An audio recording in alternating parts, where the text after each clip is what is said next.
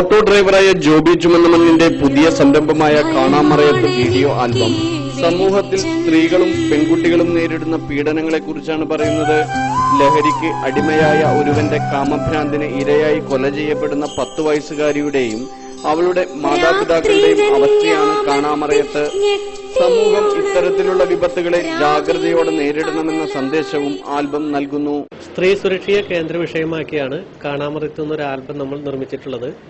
1.5 വയസ്സായ പിഞ്ചു കുഞ്ഞുങ്ങളെ മുതൽ പ്രായമായ സ്ത്രീകളെ വരെ ക്രൂരമായി ലൈംഗികമായി പീഡിപ്പിക്കുകയും റെയിൽവേ ട്രാക്കിലും കുറ്റിക്കാട്ടിലും കൊണ്ടിടുന്ന ഒരവസ്ഥ കാണുന്നുണ്ട്. ഇതിനെതിരെ ഒരു മെസ്സേജ് കൊടുക്കുകയാണ് കാണാമറയത്തിലൂടെ നമ്മൾ പറയുന്നത്. 10 വയസ്സായ ഒരു മകളെ നഷ്ടപ്പെടുകയും അവിടുന്ന് ആ കുടുംബത്തിനുണ്ടാവുന്ന വിവിധ മാനസികമായിട്ടുള്ള അവസ്ഥകളാണ് ഈ ആൽബത്തിലൂടെ നമ്മൾ പറയുന്നത്.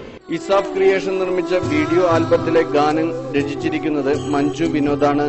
കൈതപ്രം ദാമോദരൻ നമ്പൂതിരിയാണ് സംഗീത സംവിധാനം. ആലാപന മികവിനാൽ അടുക്കളയിൽ നിന്ന് വേദിയിലെത്തി ശ്രദ്ധേയയായ വീട്ടമ്മ ചന്ദ്രലേഖ പാടിയ ഗാനത്തിനൊപ്പം ആൽബത്തിൽ പ്രത്യക്ഷപ്പെടുന്നുമുണ്ട്. പ്രമുഖ സീരിയൽ താരങ്ങളായ ഡോക്ടർ ഷാജുവും വീണ നായരുമാണ് മാതാപിതാക്കളുടെ വേഷത്തിൽ രംഗത്തെത്തുന്നത്.